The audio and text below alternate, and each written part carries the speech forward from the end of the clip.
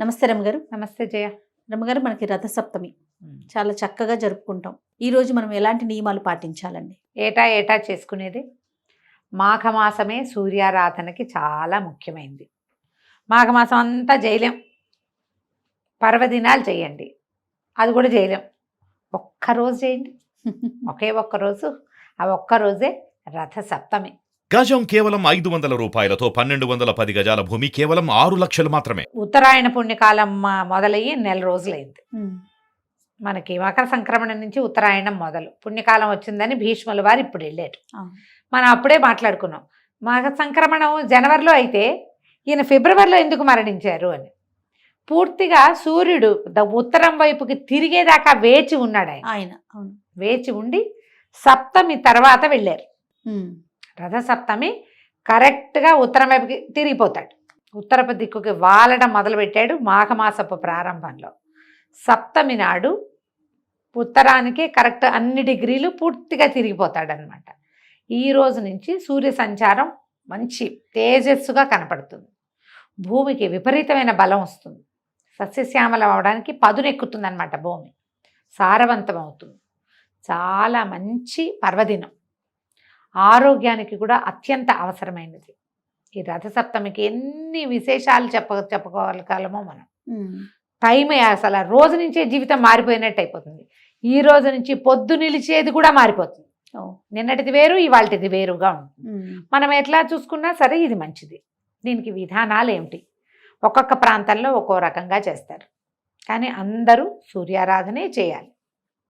మన తెలుగు వాళ్ళు ఎక్కువగా పాటిస్తారు, కానీ ఒరిస్సాలో కూడా ఇప్పుడు సూర్యారాధనే జరుగుతుందట. ఒరిస్సాలో కూడా జరుగుతుంది. సరే, ఇక వాళ్ళ సంగతి పక్కకు పెడితే మన సంగతి ఏంటంటే పొద్దున్నే లేవటం, సూర్యోదయానికి ముందే స్నానం చేయటం. సూర్యోదయం కొంచెం లేట్గానే అవుతుంది. సూర్యోదయం అవగానే మనం ఒక కుంపటి, ఓ పొయ్యో, ఏదైనా కర్రల పొయ్యో, మొన్న మనం రథసప్తమికి కాదు మన గొబ్బిళ్ళు పెట్టుకున్నాం కదా ధనుర్మాసంలో, ఆ గొబ్బిళ్ళ తాలూకు పిడకలు ఏమైనా గొబ్బి పిడకలు 4 ఉంచుకుంటే అవి ఆవు పిడకలతోటి దాలి కానీ కుంపటి కానీ అరేంజ్ చేసుకుని దాని మీద చిక్కని మంచి ఆవు పాలు శ్రేష్టమైనవి, ప్రశస్తమైనవి, ఓ ఇత్తడి గిన్నెతోటో ఓ స్టీల్ గిన్నెతోటో పాలు ఎక్కించి సూర్యకిరణాలు దాని మీద పడుతూనుండగా ఆ పాలు పొంగినప్పుడు ఒక 3 గుప్పెళ్ళ బియ్యం అందులో వేయటం. కొన్ని చోట్ల బియ్యం కడుగుతారు, కొంతమంది కడగరు. మా అత్తవారింట్లో పాలు పొంగించాలంటే బియ్యం కడగరు మా వాళ్ళు, నెయ్యి రాస్తారు. మీ ఇళ్లలో ఎలాంటి పద్ధతి ఉంటే అది పాటించండి. మాకేం పద్ధతి లేదండి, ఇప్పుడే ఫస్ట్ టైం చేస్తున్నాము అంటే నేను చెప్పింది మీరు ఫాలో అవ్వచ్చు. ఇది అలవాటు చేసుకోండి అంతే. ఈ పాలు పొంగేటప్పుడు పొంగు రానిచ్చి పొంగుతుంటే అయ్యో పొంగిపోతాయి అనకూడదు. పొంగినప్పుడు ఈ గుప్పెళ్ళతోటి బియ్యం వేయండి. ఓ 3 గుప్పెళ్ళు, 3 చిటికలు వేయిస్తారు ఒక్కొక్క ప్రాంతంలో అలవాటుని బట్టి. గరిటెలతోటి చెంచాలతోటి వేయబోకండి, మీ చెయ్యి వాడండి. ఓకే. 1 లీటర్ పాలు, 1/2 లీటర్ అయితే కొంచెం గట్టిగా అవుతుంది పాయసం, 1/2 లీటర్ కంటే ఎక్కువ పెట్టండి. గిన్నె కాస్త పెద్దది పెట్టుకోండి పాలు పొంగటానికి. అయితే మరి ఎంత గిన్నె పెడితే పాలు పైకి రావు, మీడియం సైజ్ గిన్నె పెట్టుకోవాలి. పాలు పొంగాక బియ్యం వేసి అందులో, తర్వాత బియ్యం బాగా ఉడికాక సన్నగా బెల్లం తరిగి అందులో వేసేసి పాయసం ఉడికిపోయాక దించి పక్కన పెట్టుకొని, అప్పటికి సూర్యుడు వస్తున్నాడు పైకి, అవును వచ్చేస్తాడు, పాయసం వేసరికి వస్తాడు. అప్పుడు చిక్కుడు కాయలు, ఈ చిక్కుడు కాయలతోటి రథం చిన్న రథం లాగా ఎట్లా చేస్తామంటే 2 చిక్కుడు కాయలకి పుల్లలు గుచ్చి మొత్తం 4 జోళ్ళు చేసుకుంటాం. 1 ఇటు 1 అటు ఇట్లా పెడతాను. ఇప్పుడు ఇది 1 అనుకో, 2వది ఇట్లా, 3వది ఇట్లా, 4వది ఇట్లా అలా పెడతాం అనమాట. పెట్టి దాన్ని రథంలాగా ఏర్పరచుకుంటాం. ముగ్గు ఒక రథ ముగ్గు వేసుకుంటాం. మనం దీనికి కనుమనాడు రథ ముగ్గు వేస్తాం చూడు, అలాంటి రథ ముగ్గు వేసుకోవచ్చు. పద్మాల ముగ్గులు కూడా వేస్తారు. సూర్యుడికి పద్మాలంటే ఇష్టం. ప్రసాదం పెట్టడానికి కూడా ఓ ముగ్గు వేస్తాం. దీపం పెట్టడానికి చిన్న పద్మం, తాంబూలానికి ఇంకో చిన్న పద్మం, తర్వాత ఏమో ప్రసాదం నైవేద్యం పెట్టడానికి ఒక పద్మం వేసుకుంటాం. ఆదిత్య హృదయం చదువుకోవచ్చు. సూర్యమండల స్తోత్రం చాలా బాగుంటుంది.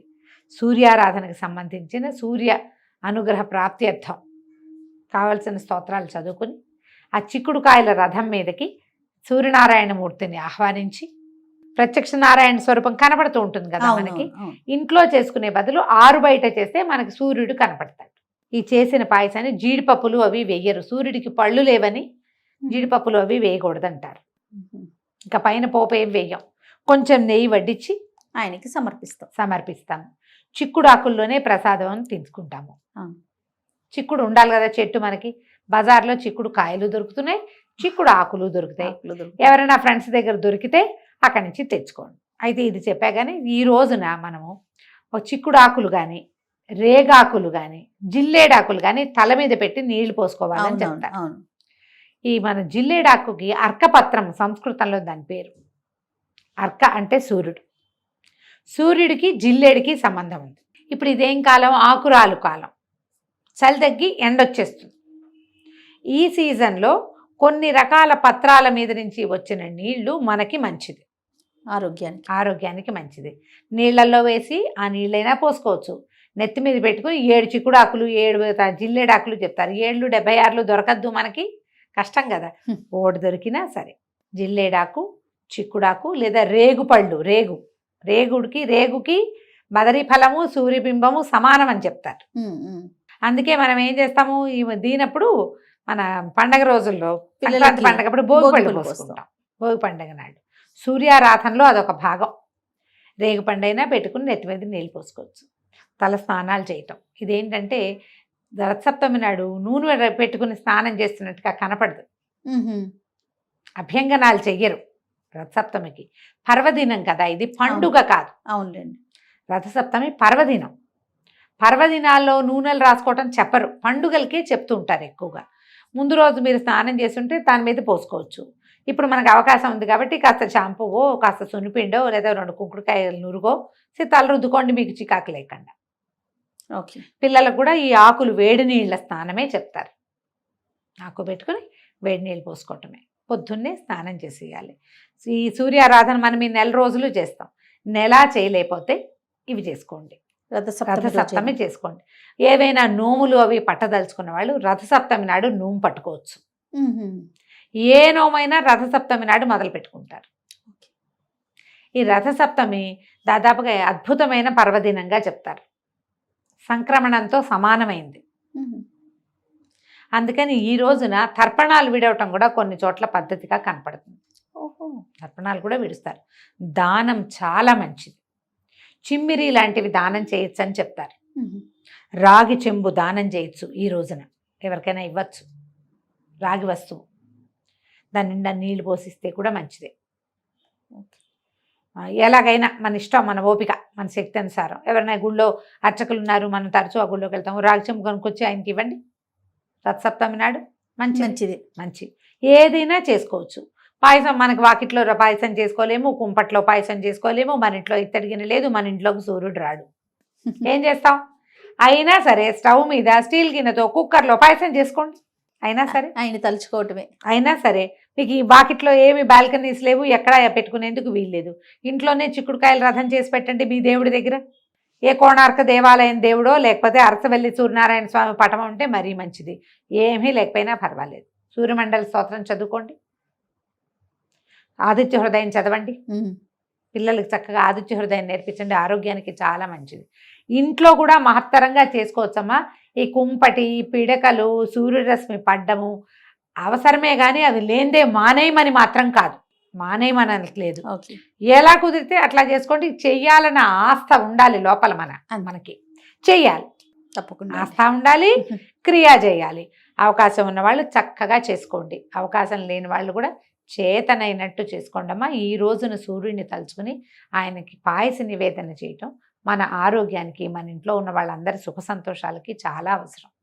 ఇలాంటి సూర్యారాధన మనకి శరీరాలకి ఎంత మంచిదో భూమికి అంత మంచిది.